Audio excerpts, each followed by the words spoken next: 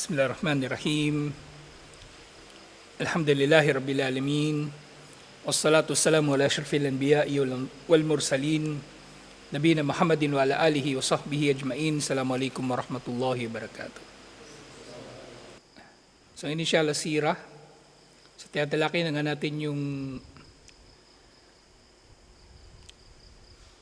da'wah ni Propeta Muhammad sallallahu alaihi wasallam at ano ang naging pagtanggap dito ng Quraysh.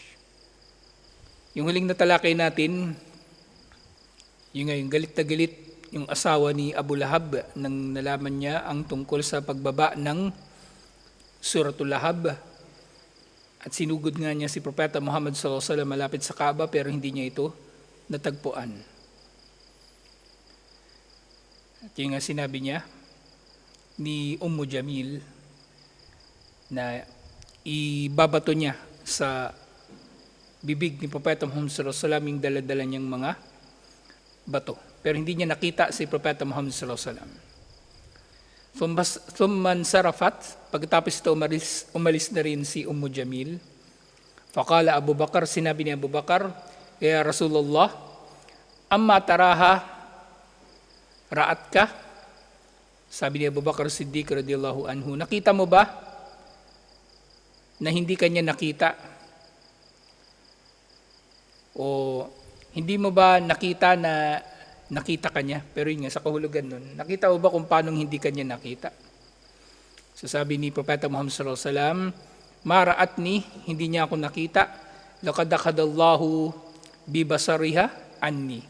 Inalis ni Allah ang kanyang paningin mula sa akin.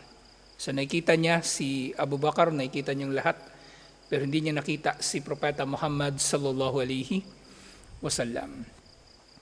At sa iba pang mga ulat, iniulat ni Abu Bakar al-Bazar,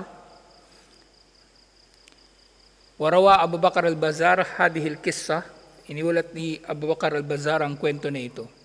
Wa fiha, at na karagdagang detalye rito, annaha lamma waqafat ala Abi Bakar, qalat Abu Bakar, hajana sahibak.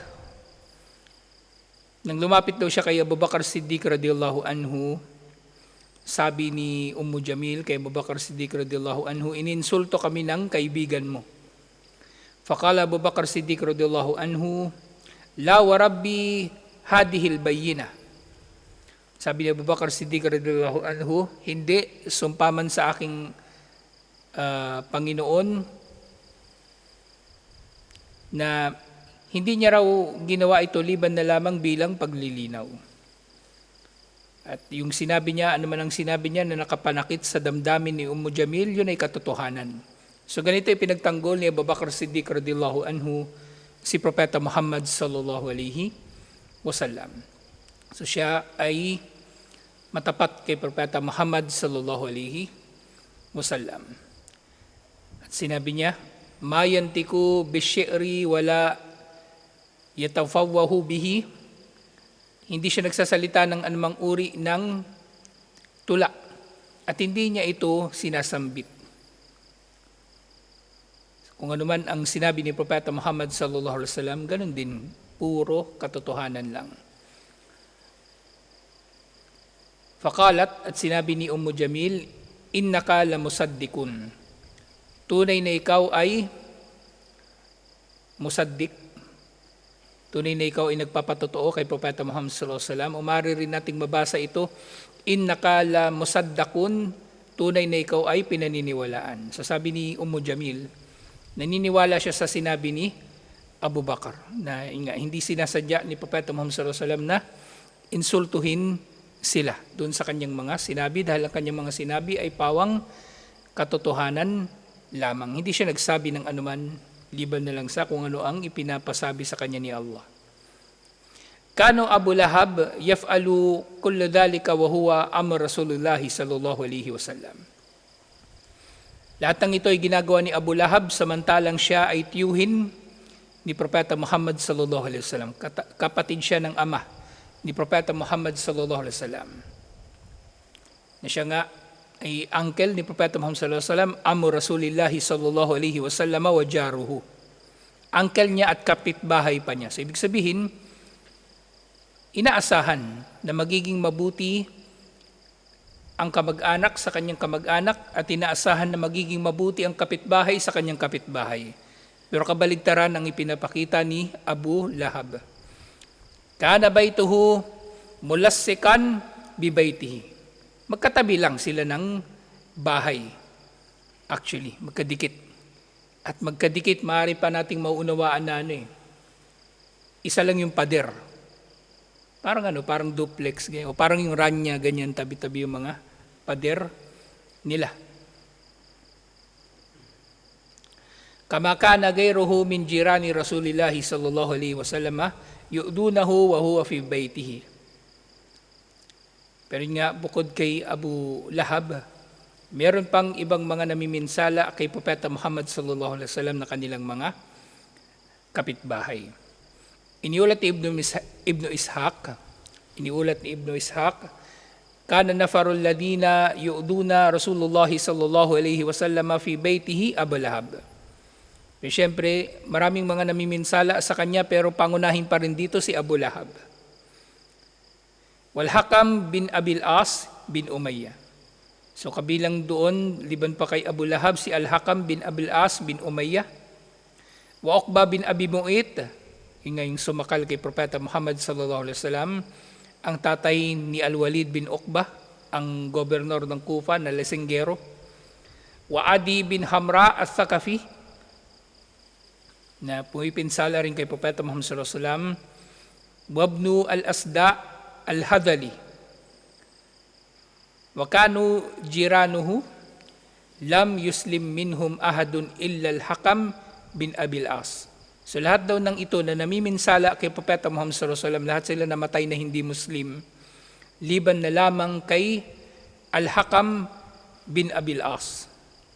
Siya lang ang nagmuslim sa kanila ng mga kapitbahay ni Propeta Muhammad sallallahu alaihi wasallam na namiminsala sa kanya. Fakana ahaduhum yatrahu alayhi sallallahu alaihi wasallam rahmasyat wa huwa yusalli.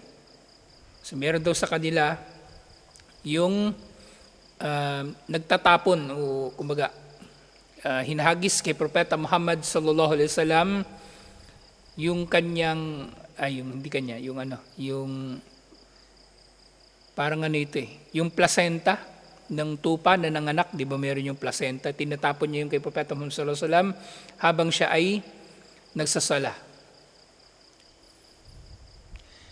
Wa kana ahaduhum yatrahuhu fi barmatihi ida nasabat lahu. At meron din namang iba na kumbaga yung buong katawan naman ni Propeta Muhammad sallallahu alaihi wasallam, yung kumbaga at binabalutan nila o tinatabunan nila ng lamang loob ng tupa o ng kambing. Hatta itakada Rasulullah sallallahu alaihi wasallam hajran liyastatiru bihi minhum ida salla. Hanggang sa dahil sa ginagawa nila na ito kay Propeta Muhammad sallallahu alaihi wasallam, nagtatago si Propeta Muhammad sallallahu alaihi wasallam sa likod ng isang bato para hindi nila siya makita sa kanyang pagdarasal.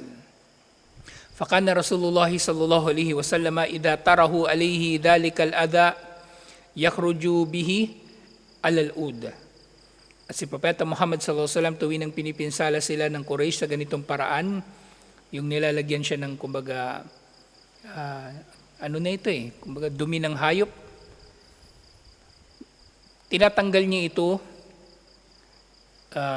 sa pamagitan ng stick o ng kahoy. Fayaqifu bihi ala babihi thumma yaqul ya bani Abdi Manaf ay jiwar hada. So ginagawa niya minsan daw, inaalis niya ngayon sa pamagitan ng stick sa kanyang likod bilang halimbawa. Kung nalaglag ito sa tagiliran niya, kinukuha niya pa rin yun at daladala niya yun doon sa pinto nung nagtapon sa kanya nung bagay na yun. Sasabihin niya, angkan ni Abdu Manaf, anong klaseng pakikipagkapitbahay ang ginagawa ninyo na ito? Pagkatapos, thumma yulkihi fit tariq. At iiwan na ito ni Propeta Muhammad sallallahu alaihi wasallam doon sa daanan. So, ibig sabihin, hindi totally nagpakamartir si Propeta Muhammad sallallahu alaihi wasallam. So, pinagtatanggol niya rin ang kanyang sarili. Pinagtatanggol niya rin ang kanyang sarili. Kaya hindi kasamaan para sa sino mang Muslim yung magrereklamo siya kapag nakakaranas siya ng hindi magandang trato mula sa sino man sa mga Muslim. Kasi yung problema, yung masamang tao, gusto nila hindi ka papalag. Kapag pumalag ka, masamang tao ka na. At sa sobrang talino nila, kaya nilang baligtarin ang mga bagay-bagay. Sila yung may problema, pero pag nagreklamo ka, ikaw na yung problema ngayon. Kaya nilang baloktutin yun. Yun nga, yung lagi kong sample si Kapitan. Nung nagrereklamo kami sa kanya sa masamang ugali niya, 4 na taon na namin siya pinagtitiisan. Bandang huli kami na may kasalanan. Nagtatanim pala kami ng sama ng loob sa loob ng 4 na taon. So mag-iingat kayo sa ganung klase ng tao, mga narcissist. Actually, lagi naman natin nababanggit yung mga narcissist. Ito yung tinatawag na yung overt na narcissist. Yung hayagan ng kanyang pagiging narcissist. Kasi meron ding tinatawag na na covert na narcissist. Yung isang tawag din sa kanila, yung vulnerable narcissist. Narcissist sila, pero gustong-gusto nila nagmumukha silang api. Kumbaga yung mukha silang api, pero sila talaga yung laging may kasalanan, kumbaga sa mga bagay-bagay. Na pagtatakpan nila yung kanilang kasamaan sa pamagitan ng yung pag-asta na api sila o mahina o walang kakayanan na ipagtanggol ang sarili. Kapag magsasalita, dahan-dahan, mga ganong bagay o pa mang arte o drama nila, may mga ganon din na narcissist. Iwasan niyo yung mga ganong tao.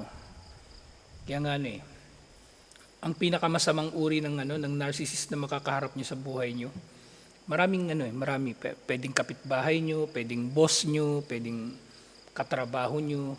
Pero pinakamasama talaga kapag yun na pangasawa niyo, narcissist, magiging impyerno talaga ang buhay niyo. Yung dominante na babae, makapangasawa kayo ng ganun, tapos didiktahan kayo sa buhay niyo. Pagka makapangasawa kayo ng ganun, hiwalayan nyo na. Huwag kayong manghihinayang. Kasi sisirain lang niya ang buhay nyo. So karagdagan dito, wasdada Uqba bin Abi Mu'ayt fi syakawatihi wa khubtihi. Pero sa mga pamiminsala na ito, sa mga tao na ito na namiminsala kay Propeta Muhammad sallallahu alaihi wasallam, nakakaangat sa antas, kumbaga si Uqba bin Abi Mu'ayt. Faqad rawa al-Bukhari an Abdullah bin Mas'ud radhiyallahu anhu. So dito si Abdullah bin Mas'ud ang nag-ulat sa hadith na iniulat ni Imam al-Bukhari. At marami sa mga nangyari nung panahon ni Propeta Muhammad sallallahu alaihi wasallam, yung umpisa ng kanyang da'wa. Si Abdullah bin Mas'ud ang nag-ulat kasi siya yung isa sa mga nag-Muslim. At kumbaga, siya yung nakakaobserba talaga sa mga nangyayari kay Propeta Muhammad sallallahu alaihi wasallam sa mga panahon na yon. So sinabi, anna Nabiyya sallallahu alaihi wasallam kana yusalli indal bait. Nagsasala daw si Propeta Muhammad sallallahu alaihi wasallam malapit sa Kaaba, wa Abu Jahal wa ashabun lahu julus. At naroon din si Abu Jahal at ang kanyang mga kasama na nakaupo malapit sa Kaaba. Iqala ba'duhum li ba'd, nang sinabi nila sa isa't isa, ayyukum yaji'u bisala jazuri bani fulan fayada'uhu ala dahri Muhammadin idha sajad. Sino sa inyo matapang na ilalagay niya sa likod ni Propeta Muhammad sallallahu alaihi wasallam yung lamang loob ng kamelyo ng Banu Fulan, kasi minsan pag nagkakatay sila maramihan. So ganun karami yung yung laman loob na nakukuha nila. So sino raw ang maglalagay nito sa likod ni Propeta Muhammad sallallahu alaihi wasallam kapag siya ay nagsujud? So hinahamon nila ang isa't isa, kung sino matapang ilalagay niya yun sa likod ni Propeta Muhammad sallallahu alaihi wasallam. Fanba'ata ashkal qaum. At yun nga, tumayo ang pinakamasama sa grupo nila, wa huwa Uqba bin Abi Mu'ayt. So siya na yung pinakamasahol sa kanila sa panahon na yun, kumbaga. Faja'a bihi fanadar. At kinuha nga niya yung mga lamang loob na yon ng camel na yon na bagong katay. Kinuha niya yun at yun nga, naghintay. Inobserbahan niya si Propeta Muhammad sallallahu alaihi wasallam hatta idha sajada an-nabiy sallallahu alaihi wasallam wada'a ala dhahrihi baina katafay. Nang nagsujud na si Propeta Muhammad sallallahu alaihi wasallam, inilagay niya ito sa gitna ng dalawang balikat ni Propeta Muhammad sallallahu alaihi wasallam. Wa ana andur, sabi ni Abdullah bin Mas'ud, nasaksihan niya raw ito. Nasaksihan ito ni Abdullah bin Mas'ud. Siyempre, si Abdullah bin Mas'ud, nalalaman natin, wala rin siyang kakayanan na ipagtanggol si Propeta Muhammad sallallahu alaihi wasallam sa ganitong pagkakataon. Kasi siya mismo, utusan lang din. Hindi naman siya alipin, pero siya, kumbaga parang tauhan lang siya na tagapag-alaga ng mga camel, mga tupa, pastol lang siya nung panahon na yun. Sabi niya, laag na shay'an, wala ro siyang anumang kayang gawin. Law kanat li manaa. So kung meron lang daw siya sanang kakayanan na ipagtanggol sa panahon na yun si Propeta Muhammad sallallahu alaihi wasallam. At yun nga sabi ni Abdullah bin Mas'ud, matapos nilang gawin yun, faja'alu yadhakun, matapos ito nagtawanan daw yung Quraysh sa ginawa ni Uqba bin Abi Mu'ayt. Wa yahilu ba'dahum ala ba'dihim, ay yatamayalu ba'dahum ala ba'din marahan wa bataran. Sa sobrang pagtawa daw nila, kumbaga na sila yung sa sobrang tawa, nahiga na sila sa isa't isa. Nahiga na sila sa isa't isa sa sobra nilang tawa at pagkatuwa sa nangyari kay Propeta Muhammad sallallahu alaihi wasallam. Wa Rasulullah sallallahu alaihi wasallam sajidun. Nangyari ito habang nakasujud si Propeta Muhammad sallallahu alaihi wasallam. La yarfa'u ra'sahu, hindi niya iniangat ang kanyang ulo nung nandun na yung laman loob sa kanyang likod. Hatta ja'athu Fatima, hanggang sa dumating nga si Fatima, yung anak ni Propeta Muhammad sallallahu alaihi wasallam.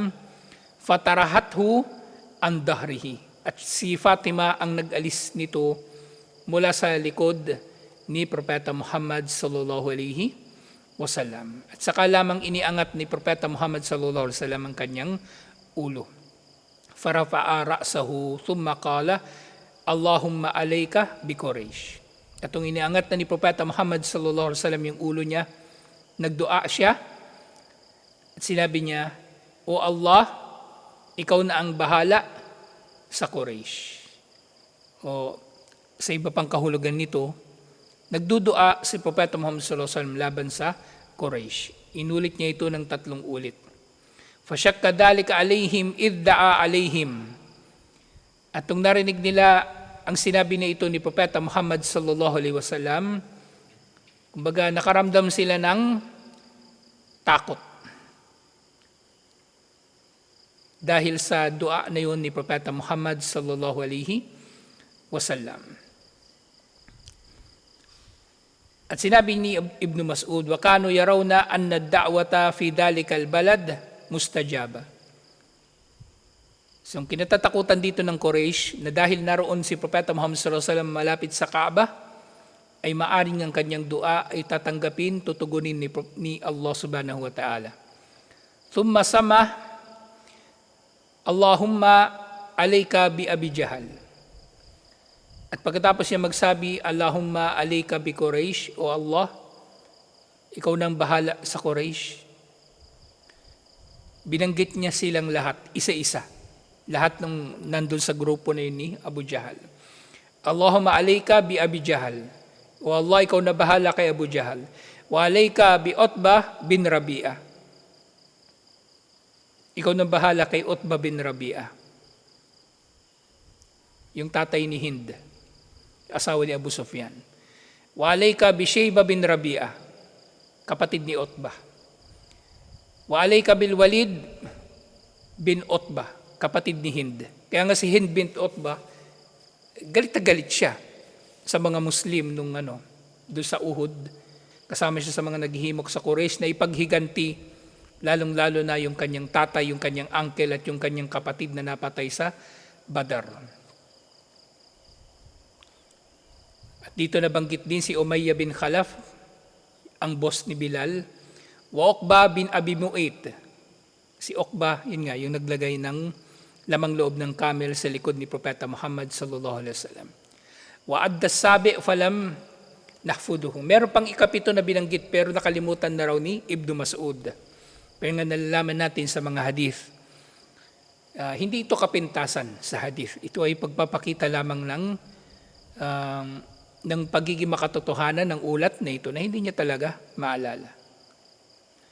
فَوَالَّذِي نَفْسِي بِيَدِهِ لَقَدْ رَأَيْتُ الَّذِينَ أَدَّى الرَّسُولُ صَلَّى اللَّهُ عَلَيْهِ وَسَلَّمَ سَرْعَى فِي الْكَلِيبِ Kalibu Badar.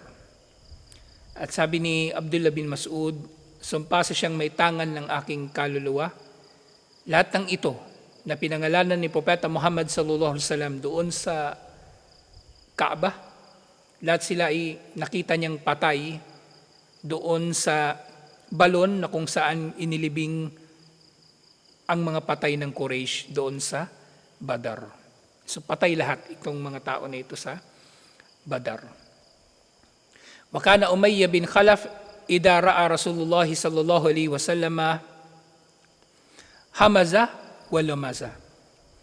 Si Umayyah bin Khalaf, yung boss ni Bilal, tuwing nang nakikita niya raw si Propeta Muhammad sallallahu alaihi wasallam, nililibak niya raw si Propeta Muhammad sallallahu alaihi wasallam sa pamagitan ng humaza at lumaza. At ito na nga yung aya, wailul likulli humazatil lumaza, at yung humaza, yung panlilibak sa pamagitan ng pananalita, lumaza sa pamagitan ng senyas, sa pamagitan ng pagsenyas. Kasi maaring yung tao, nililibak niya o pinagtatawanan niya ang iba pang tao sa pamagitan lang ng pagsenyas. Hindi nawala siyang sinasabi. Sinisenyas niya yung tao, pandak. Sinisenyas niya yung tao, mataba.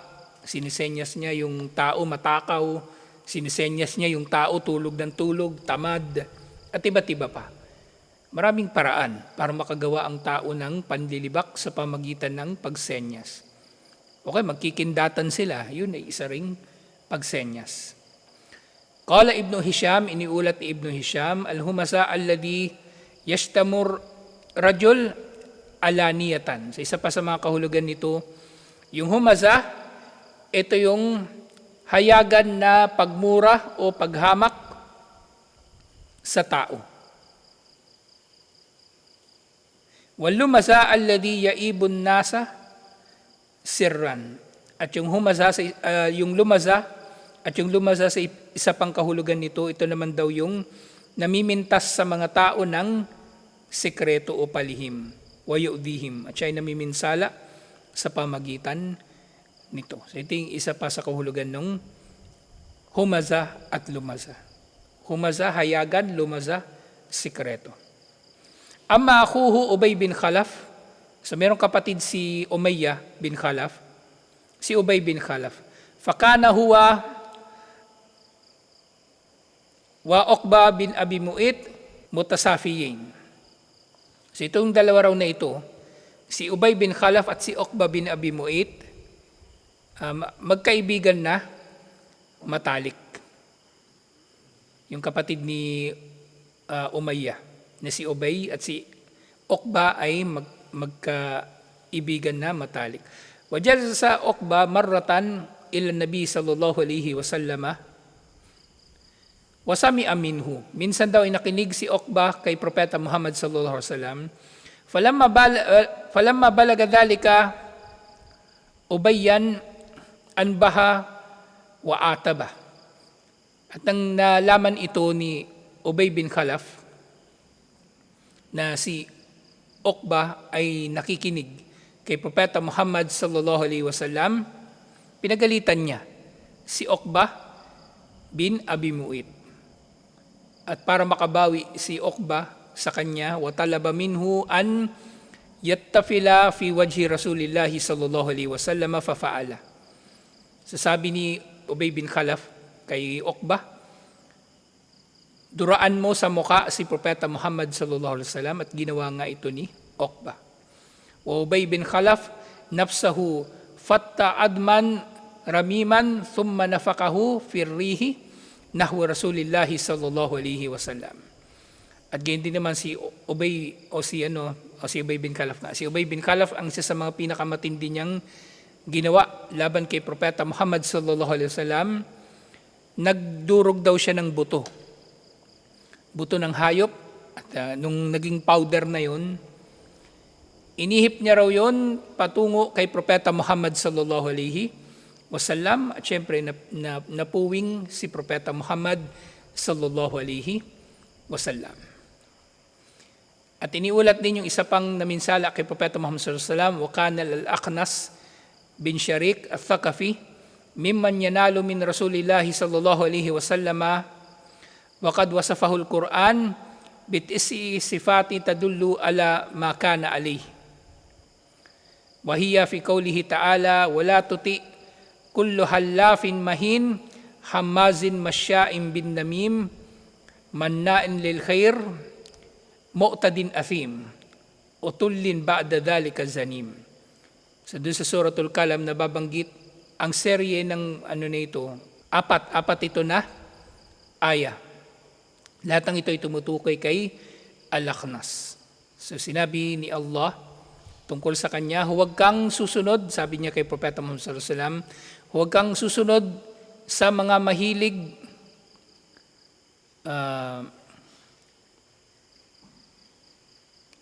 halafin, yung mahilig manumpa. Manumpa, ibig sabihin nanunumpa sa ngalan ni Allah, sa ngalan ni Allah. Nanumpa siya, pero siya ay mapaminsala sa pamagitan ng pandilibak. So merong taong ganito mandurugas, pero ang hilig manumpa sa ngalan ni Allah. May taong ganun. Kaya minsan, tinan nyo rin yung tao. May mga tao, kapag magsasalita yun, laging alhamdulillah, Allahu Akbar, la ilaha illallah, subhanallah.